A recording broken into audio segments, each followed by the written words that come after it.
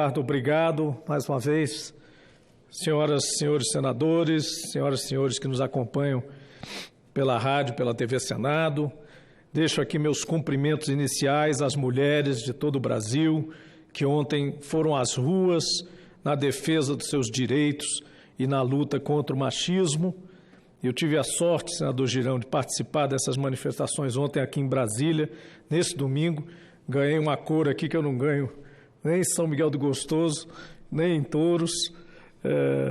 Esqueci, na verdade, de passar o protetor solar e aproveito a todos lembrar, protetor solar todo o tempo, toda hora, todo dia, até na luz do escritório, né? Para não ter dúvidas sobre a questão do câncer de pele, que é uma das ameaças maiores à saúde nesse nosso Brasil, cheio de sol, né? Cheio de energia solar, cheio de radiação e até de energia agora, de energia fotovoltaica. Nós do Ceará, do Rio Grande do Norte, sabemos como é isso. Eu desavisado, senador Girão aqui, achando que Brasília era manso sol, saí às ruas ontem sem a devida proteção. Estou aqui com o meu bronzeado em homenagem à Marcha das Mulheres. Mas fiquei muito feliz de encontrar lá os companheiros do MST, as mulheres camponesas, liderando e participando desse movimento e várias outras militâncias e até não militâncias e muita gente, de fato, participando ontem dessa festa democrática.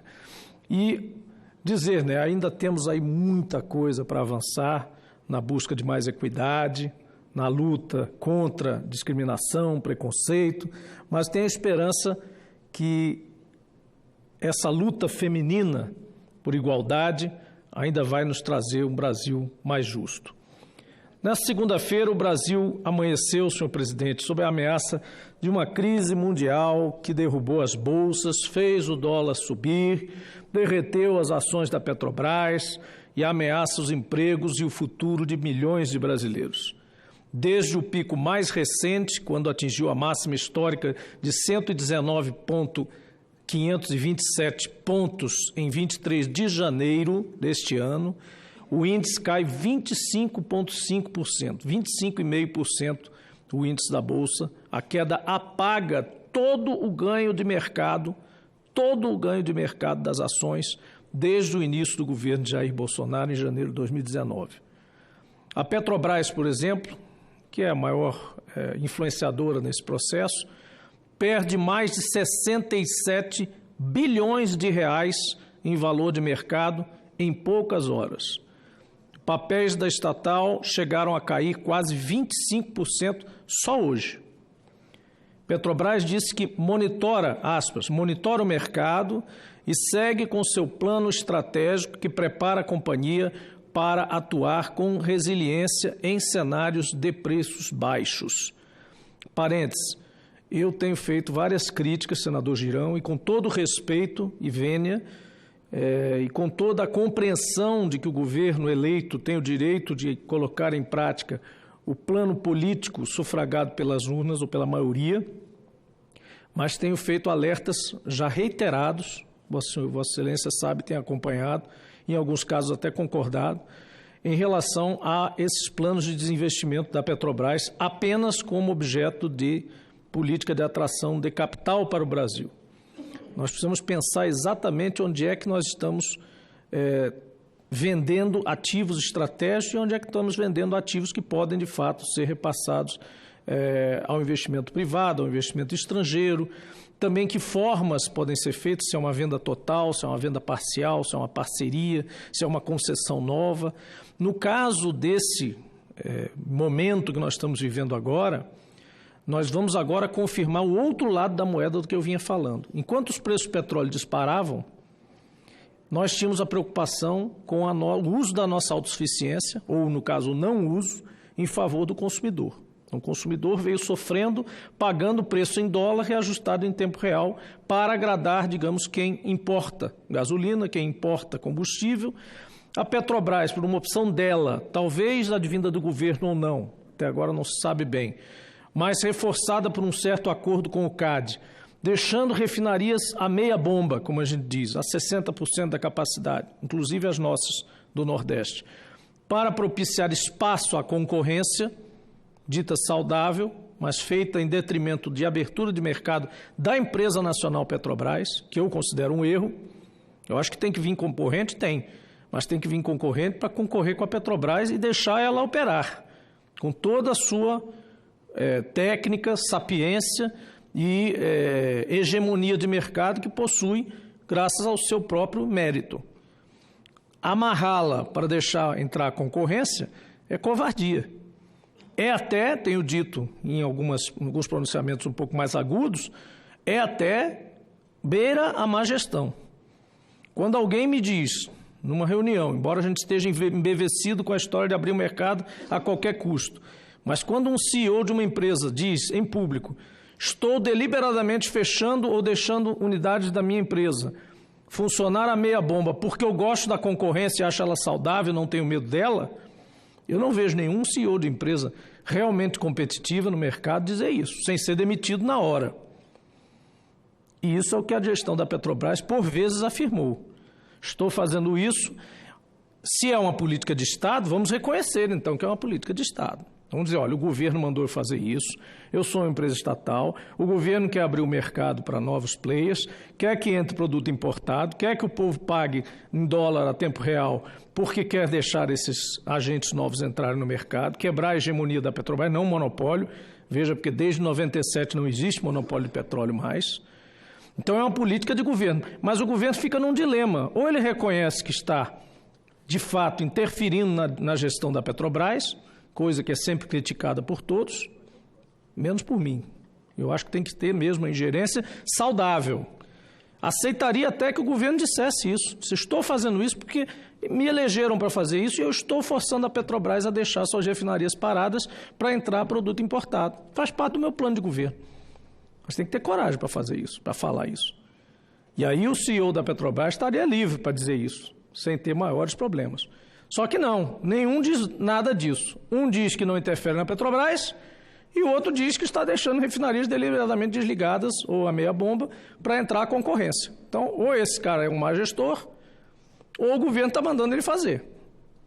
Nós temos que sair dessa encruzilhada. Agora, qual é a outra versão da história? Agora o preço do barril caiu.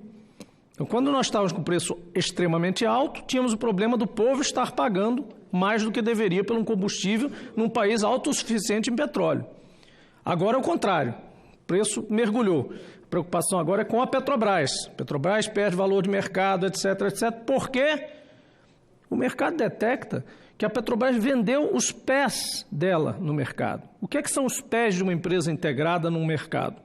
Uma empresa verticalizada, que é o sonho de consumo de qualquer empresa de petróleo. Qualquer empresa de petróleo que nasce tem como sonho de consumo ser uma empresa verticalizada e integrada, ou seja, atuar desde o poço ao posto, desde o poço ao, se possível, até o poste de luz. Então, não ser integrado, fazer o que este governo fez desde o início, e acho que isso foi feito deliberadamente, até com uma intenção de seguir uma determinada cartilha econômica, mas sem as devidas ressalvas e cuidados devidos em relação a quebrar essa empresa em pedaços, vendeu a BR. Vendeu a BR são os postos, para quem não acompanha tão de perto, a BR distribuidora, esses postos que tem a letra BR, verdes e amarelos que a gente vê aí, eram integralmente da Petrobras. Depois passaram a ter, em parceria com alguns investidores, participação privada, mas ainda com controle da empresa Petrobras Mãe, Petrobras Holding. BR Distribuidor hoje não é mais da Petrobras, ela não controla mais. Quem olha para a Petrobras como empresa integrada diz, poxa, ela já perdeu os pés. A proposta que vem a seguir é vender refinarias. Então vai vender as canelas, os joelhos e as pernas. A Petrobras vai flutuar no mercado, vai ficar, se ela vender todas, sem absolutamente nenhuma presença no chamado downstream, refino e distribuição, acesso a você, consumidor. Fica na mão, portanto, de quem comercializa e de quem transforma o produto cru no produto refinado valorizado. Ah, mas ela não vai vender todas as refinarias. Ela diz que ela vai vender as do norte, as do nordeste, as do sul e vai ficar como uma empresa apenas integrada no Sudeste. Isso é bom para a Petrobras como estatal nacional? Isso é de fato um plano saudável? É isso que se quer da Petrobras? Ela é uma empresa que vai se transformar numa independente de petróleo texana, que produz no Golfo do México, refina no Texas e manda combustível para a Califórnia ou para Nova York? Se for para ser só isso, o plano está indo bem. Só que eu acho péssimo esse plano. Petrobras é Petróleo Brasileiro S.A., não é Petróleo do Sudeste S.A. Então, a venda dessas refinarias tira o pé da Petrobras, principal empresa nacional de petróleo, principal empresa nacional e estatal brasileira de petróleo, portanto, submetida sim à política de petróleo quando necessário.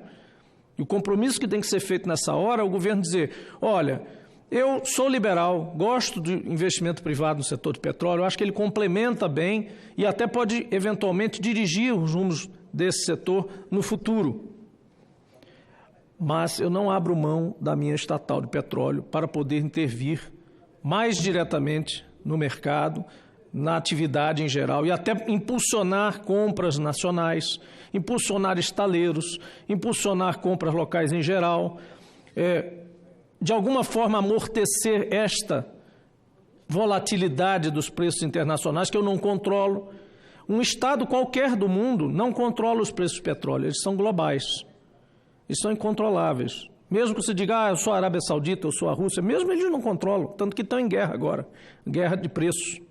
Então, eles não controlam, eles guerreiam. O Brasil, nesse aspecto, ainda é relativamente pequeno, é bem maior do que era antes, é bem verdade. Com o pré-sal, nós ganhamos um passaporte não só para o futuro da nação, mas também para entrar no grande clube, um pouco tarde demais, talvez, que o petróleo já não tem tanto valor que tinha, mas ainda é fundamental. Temos aí 50, 60, talvez 80 anos de domínio ainda do petróleo como principal fonte de energia, a mais fácil, a mais custo-benefício, mais acessível de transformação de uma molécula de petróleo em vários produtos derivados, inclusive os plásticos e outras coisas, não estamos falando só de carro e caminhão. Então, esse é um assunto ainda, as pessoas dizem às vezes, é estratégico. Não, estratégico é feijão. Não é, meu amigo. Tudo bem, é mais importante realmente feijão para nós. Mas feijão você planta em qualquer lugar, ou em quase qualquer lugar. Petróleo não. Você não acha em qualquer lugar. E não planta, e não produz. A natureza colocou lá milhões de anos atrás. Então, é estratégico, sim. Esse é o aspecto estratégico do petróleo. Por isso que se diz que é estratégico.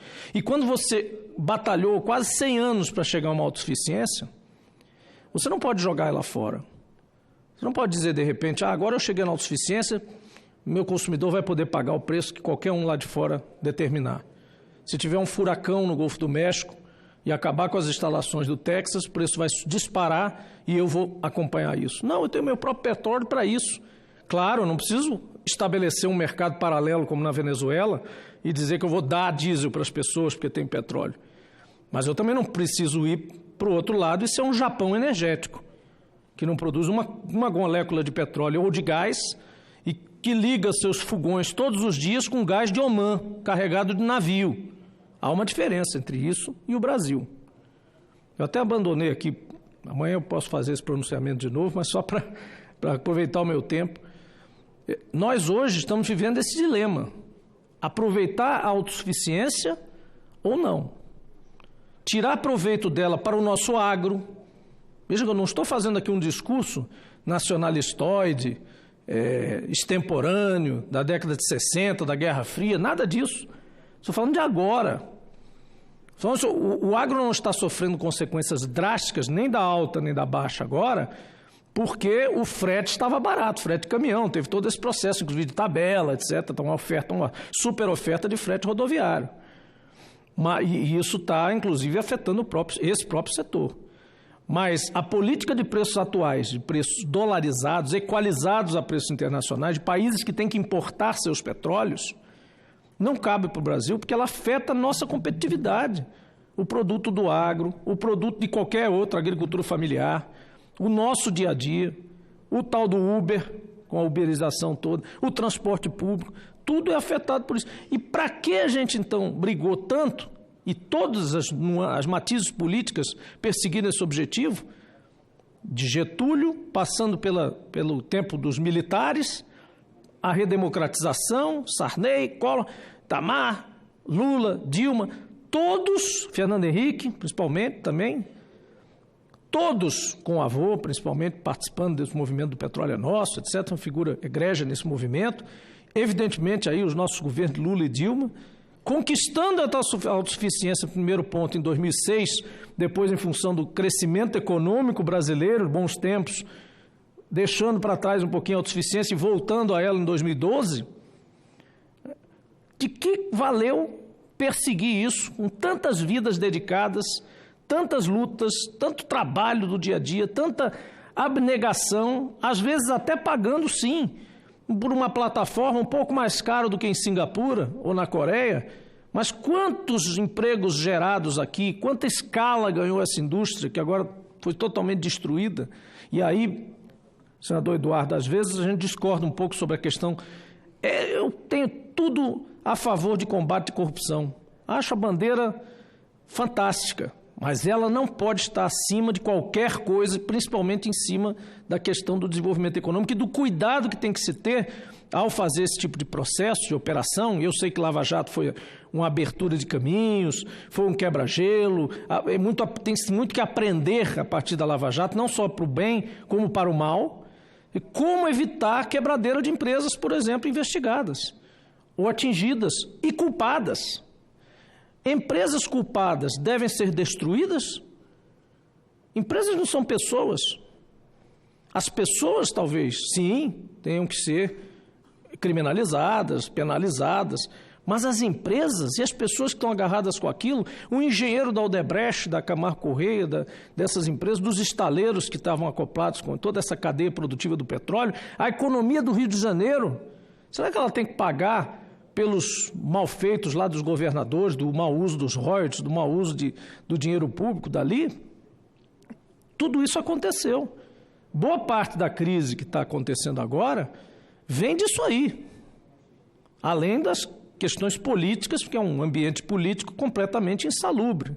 Mal ou bem, o presidente Bolsonaro herdou um governo muito mais... o país relativamente arrumado, mas com apontamentos que eu reputo errôneos, mas, enfim, pelo menos sem ninguém estar contestando o governo dele, sem ninguém estar pedindo impeachment, sem ninguém dizendo que é isso ou aquilo. Então, assumiu legitimamente como eleição. Pode implementar as políticas que quiser. Eu estou criticando aqui, reiteradamente, essa questão da política na área de petróleo, e agora ela se mostra correta, essa crítica. Porque nós estamos agora no inverso do papel. Enquanto a gente tinha preços altos, afetava um lado, agora está afetando o outro.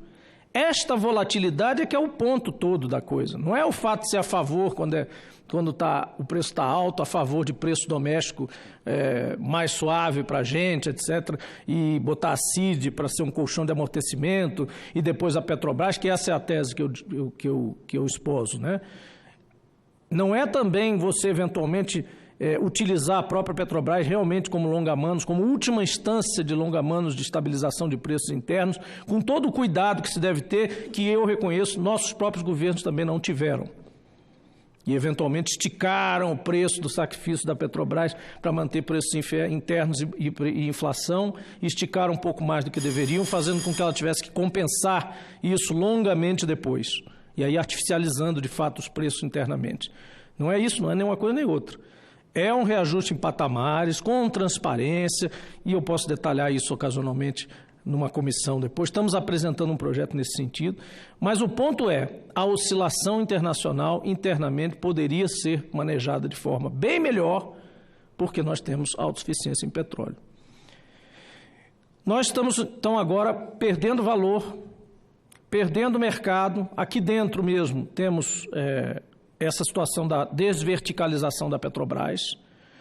Isso não está passando pelo Congresso, esse é outro ponto que é importante, nós estamos na luta para que isso aconteça, isso é importante para todos os senadores, para todos os deputados, nós somos os representantes do povo, nós autorizamos a criação de subsidiárias e de empresas estatais, é legítimo que sejamos consultados quando elas forem vendidas ou extintas, é legítimo. Se a gente ou outras legislaturas foram convencidas em algum momento de que era necessário ter uma estatal para fazer determinado papel, o que é que dá o direito de uma pessoa, hoje ministro ou o que seja, simplesmente canetar a sua extinção, a sua venda? Eu acho que tem que passar por aqui. E é saudável que passe, porque a gente discute, debate. Eu posso até perder, dizer, olha, eu não consegui convencer meus colegas que vender a BR era um péssimo negócio. Mas, I rest my case, como dizem os advogados americanos lá naqueles filmes, né? No meu caso, tudo bem, perdi. Mas eu preciso ter essa chance, né, de debater isso. Como eu gostaria de debater agora, com cada senador e cada senadora, quais seriam as consequências da venda das refinarias das suas regiões. Qual é a consequência de vender a Reman em Manaus? Ah, mas ela está sem investimento faz tempo, ela está deteriorada. Muito bem, se vender, a maior parte dos especialistas, inclusive eu, que fui especialista dessa área há muito tempo, assevera que ela será transformada num terminal apenas para usar os tanques e vai ser fechada. Não vale a pena investir nela, ela vai ser um mero repassador de produto importado para toda a Amazônia. Bahia, Reneste, refinaria recente, nova, né? Depois de todo esse imbróglio que foi, né, construir a refinaria, com isso, com aquilo, com investigação ou não, ela está lá. E é uma refinaria de primeiro mundo. Vão vender? Por que esse pessoal que quer investir em refino no Brasil não faz suas refinarias? Quem quer comprar feita da Petrobras? O investimento ao refino, meus amigos, minhas amigas, está aberto desde 97. Desde 97 está aberta a possibilidade, por mera autorização da ANP, fazer investimento em refinaria. Ah, não era bom negócio, não é bom negócio. Durante muito tempo não se construiu mais refinaria na América Latina, na América em geral. Então é porque o mercado não aceita isso, não quer. Não é o mercado, nesse ponto, que manda? O mercado disse, não vale a pena investir. Agora, comprar da Petrobras, nego quer. Por que quer? Porque quer tirar mercado da empresa hegemônica, da empresa nacional, num mercado que é importante no mundo, que é o mercado de petróleo do Brasil, o mercado de combustíveis. O grande interesse hoje é o pré-sal, mas é principalmente, sabe o quê? Você, consumidor. Todos nós e todos que estão nos ouvindo. Esse é o grande tesouro do Brasil hoje no petróleo. Consumidor. E é por isso que a venda da BR foi bem aceita. Aí, mas vai entrar dinheiro para o Paulo Guedes, para o Brasil, para a gente gerenciar. Foi bom que deu lucro para a Petrobras. Deu um lucro. Mas deu lucro porque vendeu um ativo super valioso. Né? Rodar agora que vamos ver o modelo. Agora tem que botar outra coisa para vender. Vamos botar mais coisa para vender, para dar lucro de novo. Para dar lucro assim, vendendo sua casa, até eu faço. Coloca lá, porque eu faço isso. Eu faço dar lucro no dia seguinte. É só vender tudo. Isso não é lucro. Enfim, deixar essas reflexões e meu discurso fica para amanhã. Obrigado, presidente. Muito bem, senador João